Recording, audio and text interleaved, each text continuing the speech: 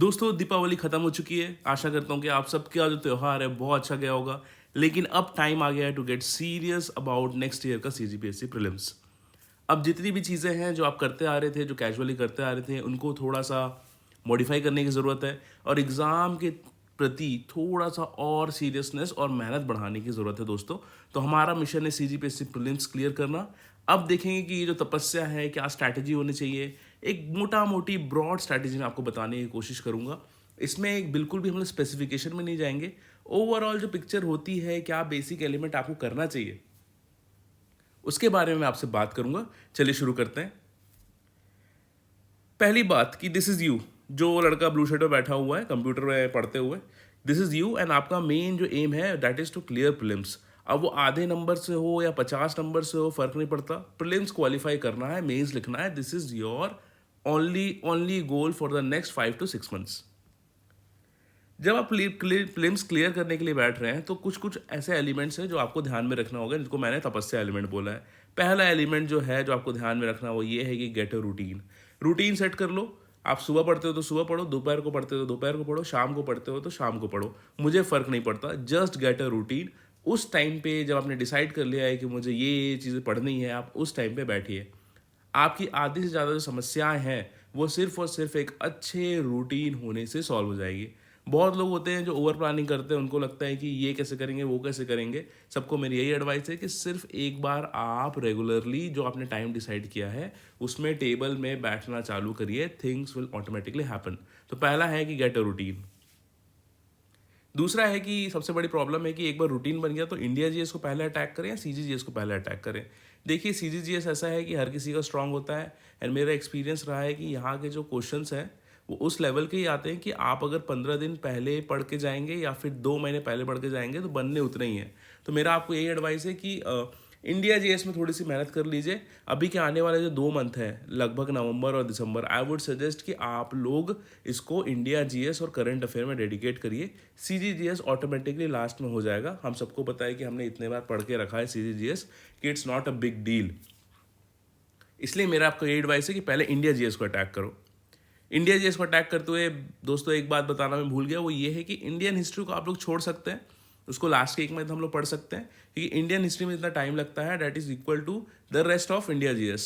तो Indian history को छोड़ के आप पूरा इंडिया जीएस को अटैक कर सकते हैं। उसके बाद जो नेक्स्ट एलिमेंट आता है वो ये है कि टेस्ट सीरीज। टेस्ट सीरीज के लिए मेरी सिंपल प्लेन एडवाइस है कि सिर्फ एक टेस्ट सीरीज ज्वाइन कर लीजिए। अभी जो नेचर ऑफ क्वेश्चन है सीजीपीएससी,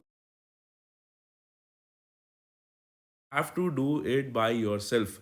आपको जो अदर पीएससी के पेपर्स हैं, UP PSC, MP PSC, BPSC और साथ ही साथ यूपीएससी के क्वेश्चंस आप अटेम्प्ट करना चालू करिए और वहाँ के जो आंसर कीज़ है उनकी पीएससी की वेबसाइट से पहुँच जाइए और देखिए कि किस प्रकार से आंसर्स ले रहे हैं वो। तो ये टेस्ट सीरीज का एक ही फंडा है कि सिर्फ एक ज्वाइन करिए जो हफ्ते में एक बार टेस्ट ले, और दूसरा ये कि जितने भी पीएससी के क्वेश्चंस हैं उनको अटेम्प्ट करिए अपना एलिमिनेशन वाला गेम स्ट्रॉन्ग करने के लिए। ग्रुप डिस्कशन को कैसे यूज़ करना है, देखिए ग्रुप डिस्कशन में ना स्टैटिक पोर्शन मत पढ़ो। मैं तो यही बोलूँगा कि ग्रुप डिस्कशन में एफिशिएंसी बहुत कम हो जाती है। जो आप खुद 5 मिनट में कर लोगे वो ग्रुप डिस्कशन में 20 मिनट लग जाता है। उसमें हर किसी को अपना अपना ओपिनियन देना होता है और कहीं ना कहीं सबकी लर्निंग एबिलिटी, सबके रटने की क्षमता अलग अलग होती है। तो अगर आप रिलेटिवली स्ट्रॉन्ग कैंडिडेट है, एक्सपीरियंस कैंडिडेट है, तो इट इज़ थोड़ा सा स्लो प्रोसेस फॉर यू। तो what I would suggest is कि ग्रुप डिस्कशन में आप ऐसा करिए कि करंट अफेयर और इकोनॉमिक सर्वे बस पढ़ लीजिए। इसके अलावा मुझे नहीं लगता है कि स्टैटिक पोर्शन में आपको ग्रुप डिस्कशन करना चाहिए। नेक्स्ट जो एलिमेंट है वो ये है कि 3 वेपन है। थ्योरी पढ़ लो बुक से, रिवीजन कर लो बार बार, और प्रैक्टिस एंड रिव्यू कर लो। प्रैक्टिस एंड रिव्यू को मैंने बड़ा इसलिए लिखा है क्योंकि अगर आप थ्योरी भी पढ़ ले रहे हैं, रिवीजन भी कर ले रहे हैं, लेकिन जब तक आप प्रैक्टिस नहीं कर रहे हैं उसको पास्ट ईयर क्वेश्चन लगा के, घटना चक्र के क्वेश्चन लगा के, जो भी प्रतियोगिता सारांश जैसे बुक्स को सॉल्व करके, तब तक वो जो आपका रटा हुआ चीज़ है वो रिवाइज नहीं हो पाएगा इफेक्टिवली। तो उनको लाइफ टाइम याद रखने का सबसे सिंपल फंडा यही है कि आप उसको प्रैक्टिस करते रहिए और रिव्यू करते रहिए कि ये क्वेश्चन मुझसे गलत हुए तो क्यों हुए, ऐसे कौन से लॉजिक थे जो मैं लगा सकता था, लगा सकते थे, जिससे ये क्वेश्चन बन जाते हैं। नेक्स्ट चीज़ है दोस्तों वो ये है कि लर्न फ्रॉम अदर्स। हर चीज़ ऐसे नहीं होती है कि आप ही को समझ में आएगी। ऐसी कई चीज़ें हैं जो मेरा एक्सपीरियंस है कि दूसरे लोग बहुत अच्छे से कर रहे हैं। तो आप क्या कर सकते हैं कि आप यूट्यूब में वीडियोस देख सकते हैं कि कैसे एलिमिनेट करना चाहिए क्वेश्चंस को। कई यूपीएससी के टॉपर्स उन्होंने डाला हुआ है अपने अपने वीडियोस, तो आप उसको देख सकते हैं। पर्सनली मैं रिकमेंड करूंगा, एक चैनल है हार्ड वर्किंग ह्यूमन करके। है ना, उसको आप देख सकते हैं कि आप किस प्रकार से क्वेश्चन सॉल्व करते हैं उससे।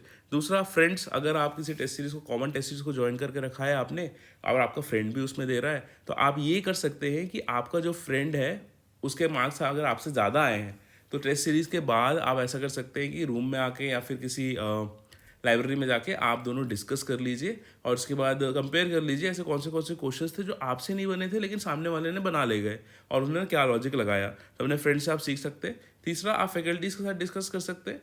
अगर मान लीजिए कि इकोनॉमिक्स का कुछ बहुत ही कॉम्प्लिकेटेड सा क्वेश्चन आया है, तो आप अपने इकोनॉमिक्स की फैकल्टी से डिस्कस कर लीजिए। अगर आपको लगता है कि इंडियन ज्योग्राफी का बहुत कुछ कॉन्सेप्चुअल क्वेश्चन आया हुआ है, तो आप उसको इंडियन ज्योग्राफी वाले फैकल्टी से डिस्कस कर सकते हैं दोस्तों। नेक्स्ट इंपॉर्टेंट चीज़ है वो ये है कि एवरी टाइम डू एनालिसिस। अगर आप कुछ भी चीज़ कर रहे हैं तो आपको पता होना चाहिए व्हाट, वाई एंड व्हेन उस चीज़ का। फॉर एग्जांपल, अगर आप इकोनॉमिक सर्वे रट रहे हैं तो आप ध्यान में रखिए कि मैं ये डेटा क्यों रट रहा हूँ। ठीक है, उसके दो तीन कारण हो सकते हैं। पहला कारण ये कि पास्ट ईयर में इस प्रकार के क्वेश्चन पूछे गए हैं। दूसरा, ये बहुत कॉमन डाटा है, इसको कहीं ना कहीं पूछा जाता है डिफरेंट एग्जाम्स में। तीसरा ये कि अगर इसको मेंस के टेस्ट सीरीज में मैं लिखूंगा तो इसमें वैल्यू एडिशन होगा मेंस के आंसर में। तो always know the what, why and when. ठीक है, तो अपना एनालिसिस कर लीजिए। अगर आपको लग रहा है कि मैं सीजीजीएस पहले करूँ या इंडिया जीएस पहले करूँ, तो उसका एनालिसिस करिए कि क्यों मुझे पहले करना चाहिए, क्यों मुझे बाद में करना चाहिए। अगर उसके बाद अगर आपको लगता है कि मुझे 2 टेस्ट सीरीज ज्वाइन करना चाहिए, तो उसके बारे में पूछिए कि 2 टेस्ट सीरीज का क्या फ़ायदा होगा, क्या सच में फ़ायदा होगा, क्या मैं मैनेज कर पाऊंगा, क्या मुझे रिवीजन के लिए, सेल्फ स्टडी के लिए रिक्वायर्ड टाइम मिलेगा या नहीं मिलेगा, हफ्ते में एक बार वाली टेस्ट सीरीज रखनी है या हर दूसरे दिन वाली टेस्ट सीरीज रखनी है, तो आप अपने हिसाब से देख सकते हैं। तो जब भी आप कुछ भी कर रहे हैं, डू अ कैलकुलेटेड मूव, अपने एनालिसिस करिए and know the what, why and when of that process. उसके बाद दोस्तों, बहुत ज़्यादा सैचुरेशन हो जाता है क्योंकि 4 मंथ्स और 5 मंथ्स अपने आप को आप इतने ग्रूसम प्रोसेस में इन्वॉल्व करते हैं, तो इट इज़ वेरी नेचुरल कि यू विल गेट सैचुरेटेड। लेकिन अब आपके पास इतनी लग्जरी नहीं है कि आप 2 दिन या 3 दिन ऑफ ले लें, कि उससे फ्लो ब्रेक हो जाता है। आप क्या कर सकते हैं कि you can simply take a walk, और या फिर आप बाइक राइड या स्कूटी राइड पे निकल सकते हैं। ठंड का मौसम है एंड बाइक चलाते हुए ऑफकोर्स काफ़ी अच्छा लगता है। तो आप लोग इस सैचुरेशन को बीट करने के लिए ये दोनों ट्रिक आप यूज़ कर सकते हैं, या फिर अगर आप कुछ म्यूजिक, सिंगिंग या वर्कआउट में इन्वॉल्व है तो आप वो कर सकते हैं। तो डेली बेसिस में 5 से 10 मिनट में बोलूँगा कि अपने इन प्रकार के रिक्रिएशनल एक्टिविटीज़ के रखिए, और अगर आप फिजिकल एक्टिविटी कर रहे हैं तो at least dedicate 30 to 45 minutes to it. उसके बाद दोस्तों, थिंग्स टू अवॉइड। देखो, इसमें ज़्यादा मैं ओवर एक्सप्लेन नहीं करूँगा, एकदम सिंपल प्लेन सी बात करूँगा कि फालतू लोग और फालतू चीज़ों को अवॉइड करिए। ठीक है, कोई भी ऐसी चीज़ है जो आपको अपने गोल की तरफ नहीं ले जा रही है, just try to avoid it and focus on your work. अपने रूटीन के बीच में जब तक कोई बहुत ही अनअवॉइडेबल, स्पेशली अगर फैमिली इमरजेंसी नहीं आ रही है, तो don't give up on that routine. ठीक है, बात बात पे आप आए हैं, लाइब्रेरी घुसे ही हैं और 20 मिनट हुआ है और कोई आके बोलता है कि चाय पीने चलो, तो I don't think that's a very wise decision. मुनादी करवा दो अपने गांव में, अपने लाइब्रेरी में, कि भाई आप अपने टाइम से उठोगे। ठीक है, आपको कब ब्रेक लेना है आप डिसाइड करना है। कोई तीसरा व्यक्ति आके आपके टेबल में आपको बोलेगा कि भाई चलो चाय पीने, चलो इधर चलते हैं, चलो उधर चलते हैं, चलो मूवी चलते हैं, तो जस्ट से नो। आपके मना करने से ना कुछ बहुत ज़्यादा हो नहीं जाना है, और आपके चाय पीने से भी ना कुछ बहुत ज़्यादा होने नहीं वाला है फ़ायदा आपको एंड ऑफ द एग्ज़ाम में। आपका जो मेन जो फ़ायदा देगा आपको एंड ऑफ द एग्ज़ाम में, that is your routine and that is your discipline. तो थोड़ा सा डिसिप्लिन हो जाइए। जो पोमोडोरी टेक्निक में बार बार कहता हूँ, 50 मिनट का टाइमर लगा के बैठिए, और जब तक वो टाइमर नहीं बजता है या अप नहीं हो जाता है, तब तक आई वुड लाइक कि आप लोग फोकस करिए अपने अपने चीज़ों में। मोस्ट इंपॉर्टेंट चीज़ दोस्तों कि काफ़ी फिर से एक नया सीज़न आया है। जो पास्ट फेलियर्स हैं, कईयों के लिए अच्छे हैं, कईयों के लिए बुरे हैं। जिनको फेलियर्स नहीं मिले हैं उनका रिजल्ट अटक गया है, तो जस्ट नो डैट कि आप सबके सब एक ही नाव पे सवार हैं, और वो नाव एक ही डायरेक्शन में जा रही है, और वो किस डायरेक्शन में जाएगी वो तो समय ही बताएगा। तो आई वुड सजेस्ट कि just enjoy the process. It is a luxury कि आपको सिविल सर्विसेज की तैयारी करने को मिली है, and I would like you to fully involve your self, क्योंकि लाइफ में फेलियर उतना दुख नहीं देगा जितना रिग्रेट देगा। तो आप जितना ज़्यादा हो सके उतना मेहनत करिए, और इतनी मेहनत कर लीजिए कि उसके बाद अगर कुछ अच्छा होता है या बुरा होता है, दोनों का क्रेडिट भगवान को दे दीजिए। आपने अपने साइड से 100% किया, leave everything else to God. तो दोस्तों, इन्जॉय द प्रोसेस। तो ये था दोस्तों तपस्या के बेसिक एलिमेंट्स। आई होप आप लोग उसको फॉलो करेंगे। ये ब्रॉड चीज़ें मैंने आपको बता दी, मोटी मोटी चीज़ें मैंने आपको बता दी कि क्या क्या होने वाला है। इसके बारे में डिटेल डिस्कशन हर एक चीज़ का हम लोग आने वाले दिनों में करेंगे। आज के लिए एक बेसिक आउटलाइन है, इसको पढ़ लीजिए, तैयारी करते रहिए। ऑल द बेस्ट, लग जाइए तपस्या में।